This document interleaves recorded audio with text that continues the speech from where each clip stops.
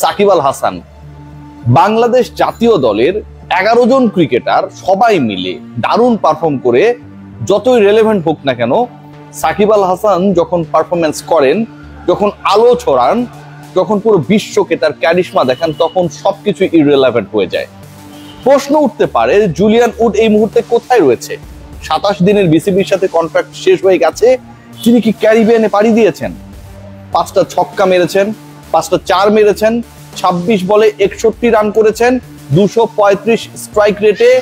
যেভাবে Antigua and Barbuda ফ্যালকনসের হয়ে Saint Lucia কিংসের এগেইনস্টে সাকিব আল হাসান সুনামি আজকে বইয়ে দিয়েছেন ক্যারিবিয়ান প্রিমিয়ার লিগে। এক কথায় মনে হতে পারে জুলিয়ান উডস তাকে ওই পাওয়ার হিটিং শেখানোর জন্য হয়তো উড়ে গিয়েছিলেন ক্যারিবিয়ান। যেই সাকিব আল হাসানকে বাতিল মনে করা হয়, যেই সাকিব আল হাসান স্বীকৃত ফ্র্যাঞ্চাইজ লিগগুলোতে আর কখনো সুযোগ পাবেন কি পাবেন না সেটা নিয়ে শঙ্কিত হতে হয়েছে নানা সময়ে, সেই সাকিব আল হাসান এখন থেকে মোটামুটি 4-5 দিন আগে মুখোমুখি হয়েছিলেন যেই ম্যাচটায়, সেই ম্যাচে ম্যান অফ দ্য ম্যাচ হয়ে যান। 25 রান করেন, 3টা উইকেট নেন প্যাট্রিয়টসের এগেইনস্টে। সেই সাকিব আল হাসান পরের ম্যাচে আবারও ঝলক দেখানোর চেষ্টা করেও ব্যর্থ হয়েছিলেন, 13 রান 1 উইকেট। আর এই ম্যাচে যা করে দেখালেন তাতে সাকিব আল হাসান বাংলাদেশের 11 ক্রিকেটারের থেকেও তার দিনে অনেক বেশি রেলেভেন্ট হয়ে যান। সেটা হতে পারে যে কোনো ফ্র্যাঞ্চাইজ লিগ, সেটা হতে পারে বিশ্বের যে কোনো পর্যায়ের খেলা, সে ব্যাপারটা প্রমাণিত হয়ে গেছে। আজকে খেয়াল করে দেখবেন যে এই ম্যাচটায় 200+ যে স্কোরটা করেছে অ্যান্টিগুয়া অ্যান্ড বারবুডা ফ্যালকনস, সেই স্কোর করতে গিয়ে সাকিব আল হাসান কতটা বিধ্বংসী ছিলেন। একটু আগে আমি বলছিলাম যে স্ট্রাইক রেট 235, 5টা ছক্কা 5টা 4, 26 বল খেলেছিলেন। এই 10টা বল যে খেলেছেন, বাউন্ডারি অ্যান্ড ওভার বাউন্ডারি মেরেছেন, তাতে 5-6 আসে 30 রান, 5টা 4 আসে 20 রান, 50 রানই তিনি করেছেন 10 বল খেলে। শেষ দিকে ফ্যাবিয়ান অ্যালেন তিনি খুব ট্রাই করছিলেন বিধ্বংসী হবার জন্য, সাকিব আল হাসানের মতো করে ব্যাটিং করবার জন্য, স্ট্রাইক রেটে তাকে পিছনে ফেলার জন্য, কিন্তু শেষ পর্যন্ত তিনি পারেন নাই। ফ্যাবিয়ান অ্যালেন একটা পর্যায়ে 230-এর কাছাকাছি স্ট্রাইক রেট নিয়ে গিয়েছিলেন। যখন ব্যাটিং ইনিংসটা শেষ হলো অ্যান্টিগুয়া অ্যান্ড বারবুডা ফ্যালকনসের, তখন সেটা আরো নিচে নেমে গেছে।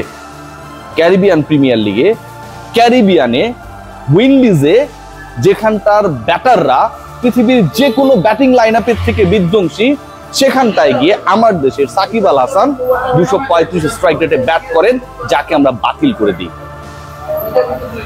ভাবতে অবাক লাগে যে সাকিব যেই ম্যাচে ম্যান অফ দ্য ম্যাচ হলেন, সেই ম্যাচটায় তিনি একটু বল করার সুযোগ পেয়েছিলেন।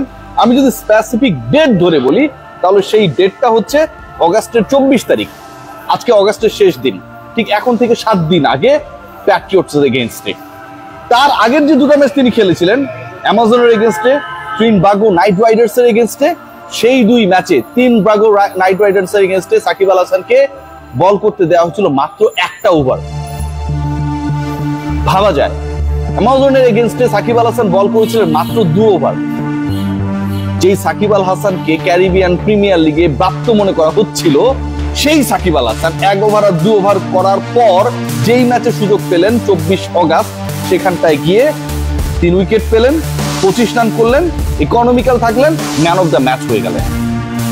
সেই সাকিব আল হাসানের সেই পারফরমেন্সটাকে যারা ফ্লুক মনে করেছিল, তিনি আজকে যেটা করে দেখালেন, আগামীকালে বাংলাদেশের নেদারল্যান্ডসের বিপক্ষে ম্যাচ শুরুর আগ পর্যন্ত এই হাইলাইটসটাই সবার চোখে ভাসছে। খেয়াল করে দেখুন যে তিনি অ্যাটাক করেছেন কোন বোলিং ডিপার্টমেন্টকে। অনেকে বলতে পারে যে আসলে ওখানটায় ভালো টিম না, ভালো বোলিং অ্যাটাক না, ক্যারিবিয়ান প্রিমিয়ার লিগ তো আসলে আমরা ফলো করছি না। যেই দলের এগেইনস্টে তিনি খেললেন, Saint Lucia Kings, they are in number 2 team in the table. Shakib Al হাসানের দল 3 নাম্বার।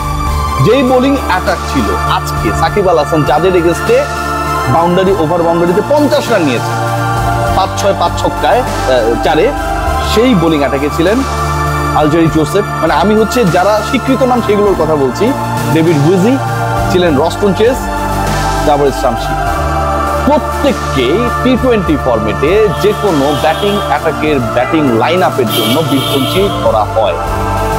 এই বোলিং অ্যাটাকের বিপক্ষে যখন বাতিলের খাতায় চলে যাওয়া, বোলিং অ্যাকশন নিয়ে বারবার নানা পরীক্ষায় করা, হতাশায় নিমজ্জিত হওয়া সাকিব আল হাসান এভাবে দ্রুতি ছড়ান, তখন আফসোস হয়। আমরা প্রতিদিন যখন নেদারল্যান্ডস বাংলাদেশের প্রিভিউ করি, একটাই আলোচনা আসে, সেই আলোচনাটা কি আপনারা জানেন? আলোচনাটা হচ্ছে বাংলাদেশকে স্বীকৃত 6 জন ব্যাটার নিয়ে খেলতে হবে। টপ 6 এর মধ্যে এমন কোন ক্রিকেটার নেই যিনি ভালোভাবে বলটা করতে পারেন। সাকিব যাবার পর মেহেদী হাসান মিরাজকে ভাবা হচ্ছিল, কিন্তু সেই ভাবনা বেশি দূর এগোয়নি। সাকিব থাকলে ওই টপ 6 এর জায়গায় একটা সংখ্যা বাড়ত। বাঁহাতি অর্থোডক্স বোলার বাংলাদেশের দলকে সার্ভিস দিয়ে একটা অন্য পর্যায়ে নিতে পারে, সেই যে একটা দৃষ্টান্ত সাকিব আল হাসান বছরের পর বছর ন্যাশনাল টিমের হয়ে, অন্যান্য ফ্রান্সাইজ টিমের হয়ে স্থাপন করেছেন, সেই জিনিসটাও যেন একটা আলাদা কনফিডেন্স দিত, specially in the Asia cup following by the world cup. Shakib Al হাসানের আজকের পারফরমেন্স সত্যি মনোমুগ্ধকর। একটা কথাই শুধু বলবো যে আসলে কোনো কিছুই শেষ হবার না। যখন নামটা হয় সাকিব আল হাসান, তখন অন্তত তার দ্য এন্ড দেখে ফেলাটা খুব একটা ওয়াইজ না। 26 বলে 61 ম্যাটার করে। ক্যারিবিয়ান প্রিমিয়ার লিগে 235 স্ট্রাইক রেটে ব্যাট করা ম্যাটার করে। 5টা ছক্কা 5টা 4 এরকম বোলিং অ্যাটাকের এগেনস্টে ঠাকানো ম্যাটার করে।